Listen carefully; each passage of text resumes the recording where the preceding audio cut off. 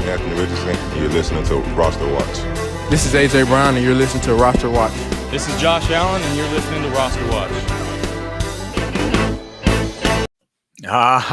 Yes, it's the Underdog Pick'em Show here on the RosterWatch YouTube for Week 9. So pumped to be here with you, Alex Dunlap and Cody Carpentier, as we're going to give out some of our picks for the Underdog Pick'em slate this weekend. Remember to use promo code ROSTER at Underdog Fantasy for a 50% deposit bonus up to $250. You can fade our picks. You can tail our picks. I would recommend tailing them, though, because over the course of the season, we're sitting right now at 75 and 45 through week 8, which is 63% is the hit rate. So very good. You can find our picks posted every week over on Fridays over at rosterwatch.com. It has picks from Cody, picks from me, picks from Trashman. We don't have the picks from Trashman in yet, and I'm still not quite done with mine. I have four that I like that I've logged in I've officially logged in and locked in as official ones for me. I might add one a little bit later for Kenneth Walker, more than 14 and a half rushing attempts, but that's not an official one yet. The official ones so far are this. And remember, please, promo code ROSTER at Underdog Fantasy. Make sure and sign up there. You will get that 50% deposit bonus up to $250. And they have all kinds of specials all the time, too, at Underdog Fantasy. It helps us out a ton if you go and sign up using our promo code ROSTER at Underdog Fantasy. All right. So in the Pick'em, so you go to the Pick'em lobby and you pick higher or lower on the array of stat projections that they have offered. This week I have, and Trashman looks like he's starting to put his in. Trashman is, oh no. We need to talk to him about Tua and how he's performed versus the Bills, I think. But then again, it's hard to argue with a dude who's hitting at a 64% clip on the season. My first one, it's just every week AJ Brown has an absolute monster play. It's just I can go over them, but if you just look back over the course of the last 2 years, I think I counted of all the games that the Eagles played last season, 26.5 for the longest reception. So even going back to 2023, if you just look, so he had 1, 2, 3, 4, 5. 7 games last season where he went under 26.5 for his longest reception.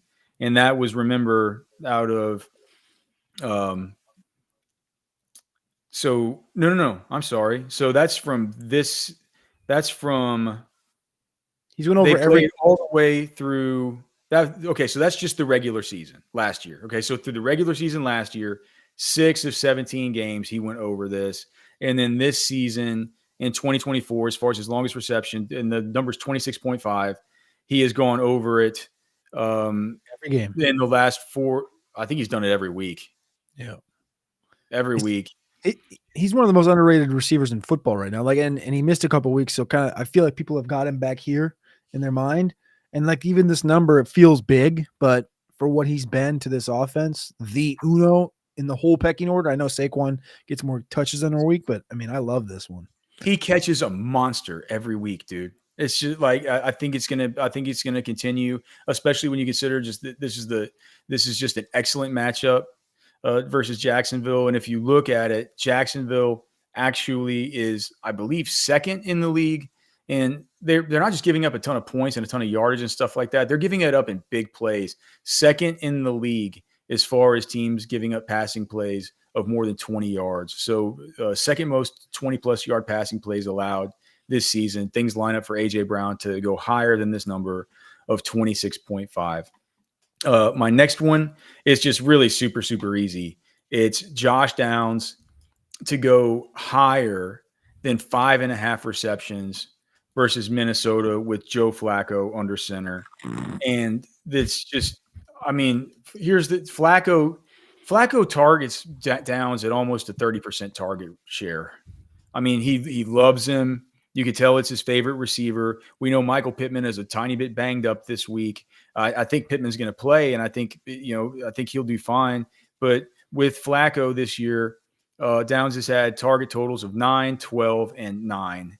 And though every single time he's like he's at 8 receptions, 9 receptions, and 7 receptions. Somehow they're baking in the stuff that's happened with Anthony Richardson here for Josh Downs, and 5.5 receptions is too low. I'm going higher. I'm going higher than 5.5 receptions for Josh Downs. Another one of Cody's favorites that I might have stolen from him. Started kind of getting interested in these kicking points projections. But looking for games where I could see some offense and some back and forth when I can get the kicking points at 6.5. It feels like this has been a little bit of a Cody hack. And the one that I just like is Austin Seibert. I believe if you were to go look at his kicking points over the course of the last hammer all year. 5 games, it's been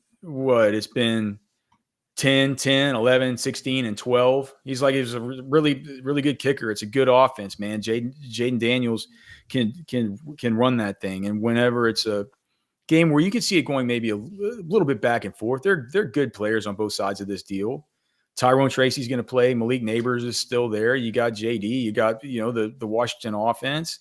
That 6.5 kicking points just in that kind of environment. I want it, but the fact that Seibert has been so good this season, I'm going higher than 6.5 kicking points on Austin Seibert. Can I tell you something interesting?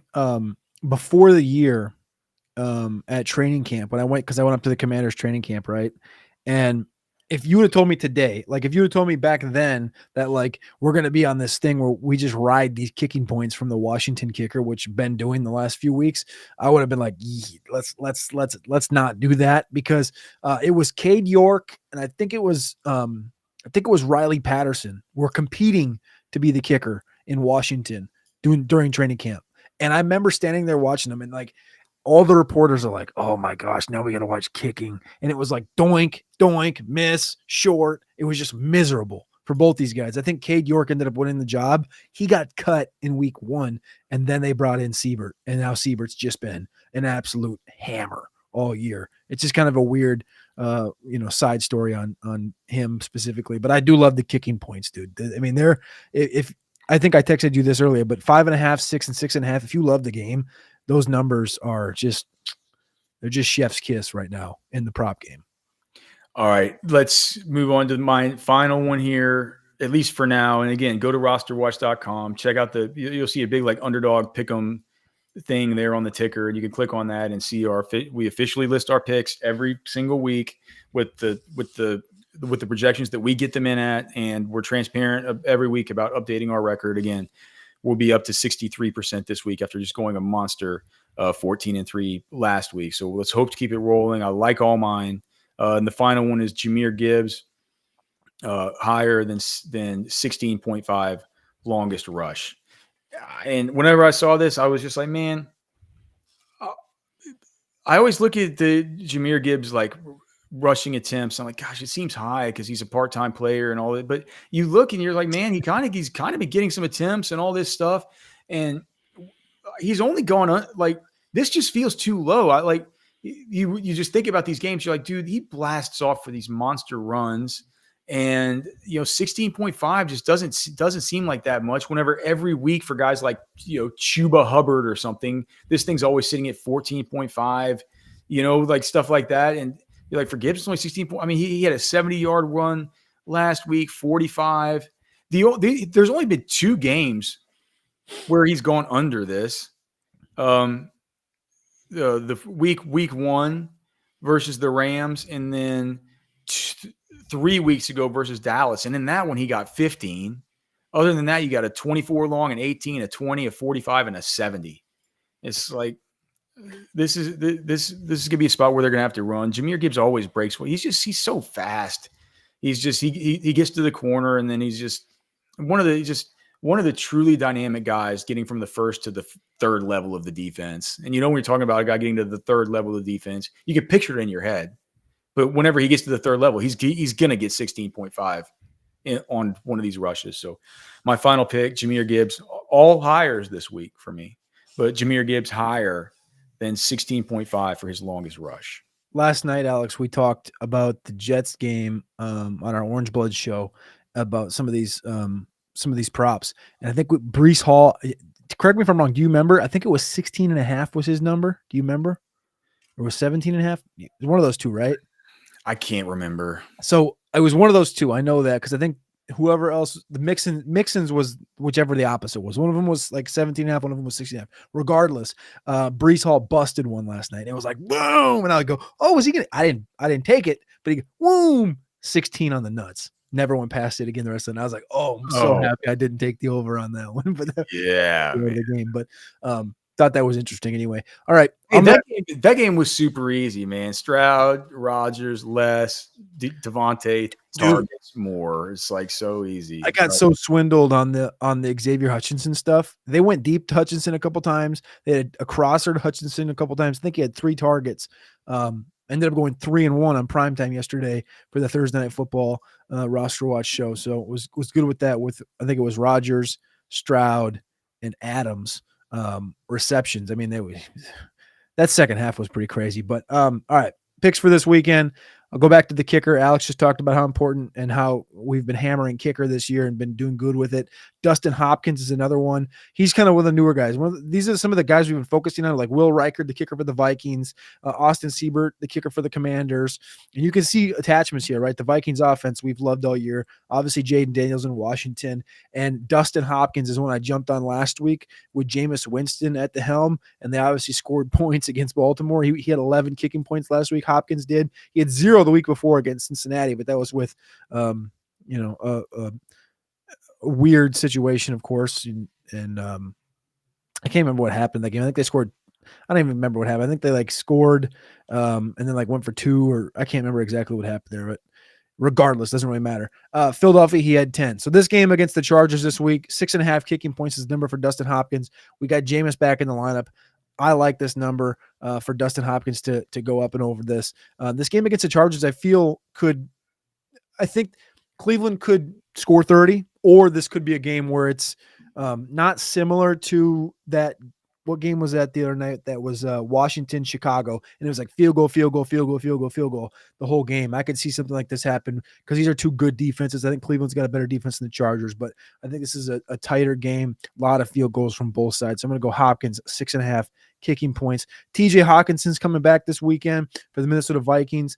Jordan Addison in fantasy has not been a killer this year, the last month anyways. Hawkinson comes back. Last year, if you look at TJ Hawkinson, just statistically, and I know he had a different quarterback, but the play calling, the regime, everything is the same as it was last year when TJ Hawkinson had 95 receptions in this offense. Last year, you can just count them up. I mean, it's literally 15, 12, 12, 11, 9, 9, 9, 8, 8, 8, 8, 8, 8, 8, 7, 7 for targets. Like this guy's going to get targeted. I think he's going to be not a focal point, but he's going to be a feature piece in this offense this week. And 3.5 receptions is a number that I think they're kind of assuming he's not going to be 100%. This guy's been able to, like walk and move around since August. They're ramping him up. They want him to be 100%. He's now 100%. I think the leash is going to be off the collar here with TJ Hawkinson, 3.5 receptions higher. In that same game, Jonathan Taylor.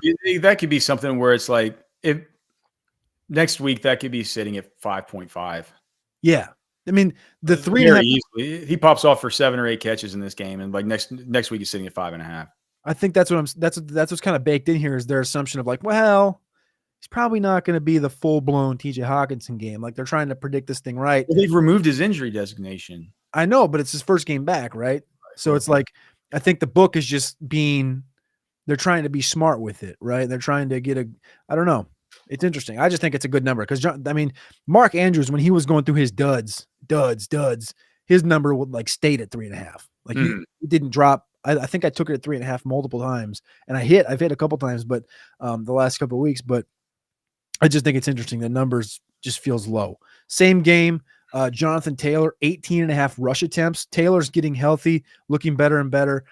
This last week, after he missed a couple, he had Houston. He had 20 rush attempts before the injury. He had 21 against Pitt, 23 against Chicago. So that's 3 consecutive. I know he did have a gap in there where he was injured, but this is Sunday Night Football. This offense, I think, is going to succeed. You talked about Josh Downs a minute ago, Joe Flacco against this Vikings defense, and Jonathan Taylor I love Jonathan Taylor. I think that they have to feature Jonathan Taylor. They have to get Jonathan Taylor going in this game to see success and have a chance to win. And I believe they have a chance at winning. I know when you look at the statistics, Minnesota's got the number 3 defense in yards per game allowed. In rush per EPA, I think they're like the number 1 team in EPA per rush. So it's not a favorable thing, but they have a good offensive line. I think that they can get this thing where they just have to force feed Jonathan Taylor. They have to keep the Vikings offense up the field and things of that nature. So I like 18. It's like Michael Lombardi always says about he says it about the Lions, but it's also kind of true of the Colts. It's just true of these really good offensive lines. It's like when you have a really good offensive line, you don't worry too much about the defensive matchup because they're capable of winning even the hard ones. Yep. I think that's a good point. Yeah. I got 2 more, both rushing yards here. One of them feels a little gross. I get it. Feels very gross. I see it on the sheet. Yeah. So, but your Braylon Allen felt super bad last week, and that ended up hitting. So it did. We got Nick Chubb here. We're going to go back to the Browns, and he's played 2 games now this year since that horrific injury against Pittsburgh last year. 22 yards, 52 yards the last 2 weeks. He has said this week in press conferences that he feels like he's getting back to where he felt good. He had 11 carries that first game, averaged 2 per. He had 16 carries against Baltimore this last week. Again, I think this is a big game. They need to win this game against the Los Angeles Chargers if they're going to make any sort of noise on the AFC side. And it wouldn't shock me if they did. I know there was a report that came out today that said, all these AFC teams that have 2 wins have kind of paused on trade talks, and they're all focusing on trying to win a game this week. I think Cleveland's going to stop at nothing to try and win this game, and Nick Chubb is a feature piece. It's kind of similar conversation to the Colts thing here a minute ago. They want to run the football, control the line of scrimmage. I think both their tackles are going to be healthy in this game. I know they popped up on the injury report and stuff, but I like the defense here and Nick Chubb. And then the one that I think is a bit pukey, and the number's just incredibly too low for me to not touch it, is Javonte Williams. Javonte Williams, I think we took him last week, or I think you might have took him. It was 63.5. 63.5. It was Carolina, but he still failed. He failed. So it was 63.5. It was Carolina. He still failed. But I still think he's getting plenty of opportunities, right? He had 17 carries last week, and it was just like running into a wall. 2 weeks ago, we saw him against the Saints, 14 for 88, averaged 6 per, had 2 rushing touchdowns. We've seen him do this, the Jets, who have a good run defense, 77 yards on 16 carries, 13 carries, 61 yards against the Raiders. He's getting carries, getting opportunities. I see this happening against the Baltimore Ravens. I do think this is a bit of an odd spot for Denver, so I get it being pukey, but 37, Alex, is just too low. I mean, it's just, if a guy like this gets 14, 15 carries, he's getting this number. Like, he's gotten it 4 of the last 5 games, and in those 4 unless he gets less than 10 carries, he's probably not going to get it, but I don't see that happening. So I like Javonte Williams higher than 37.5, Nick Chubb higher than 53.5, both rushing yards, TJ Hawkinson higher than 3.5 receptions, Dustin Hopkins higher than 6.5 kicking points, and Jonathan Taylor higher than 18.5 rush attempts. Those are my 5. And then for my 4 so far, and again, I'll probably have an extra one that I'll add on eventually, but it's just, we got it for the timing of the show from when we got to get it to our web guy. This is just when you get it. You can also go to the website and get Trashman's picks. I would ignore his Tua pick that he put in. Maybe not. You shouldn't bet against Trashman, but I worry about Tua this week. It seems like he doesn't mind him. My picks are A.J. Brown higher than 26.5 yards for his longest reception. Josh Downs higher than 5.5 receptions. Austin Seibert higher than 6.5 kicking points. And Jahmyr Gibbs higher than 16.5 yards longest rush. Remember, go over to Underdog Fantasy, use promo code ROSTER, and get a 50% deposit bonus up to $250. Again, that is promo code ROSTER. It really helps us out if you guys go sign up over there. It lets them know that we sent you. Underdog Fantasy. Use these picks. Mix them, match them.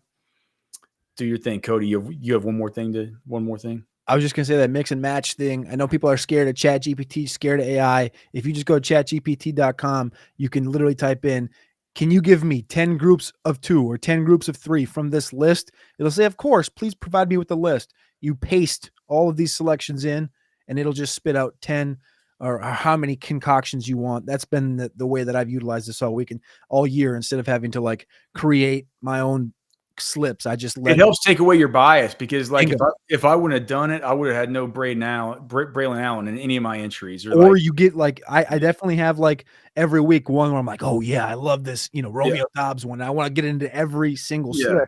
If you do that, you can nuke your week if it's wrong. Yeah. So that's a good thing. Is like you can ask ChatGPT to give you a balanced, just like not overweight with any one player or anything like that. Like you just tell it that you want balanced, unique sets out of these inputs. So go check that out. That's a good tip. And remember, Underdog Fantasy, promo code ROSTER, 50% deposit bonus up to $250, man. Go make some cash. Good luck this weekend. We'll see you soon. This will be it for the Week 9 Underdog Show right here on Roster Watch. This is Anthony Richardson. You're listening to Roster Watch. This is AJ Brown, and you're listening to Roster Watch. This is Josh Allen, and you're listening to Roster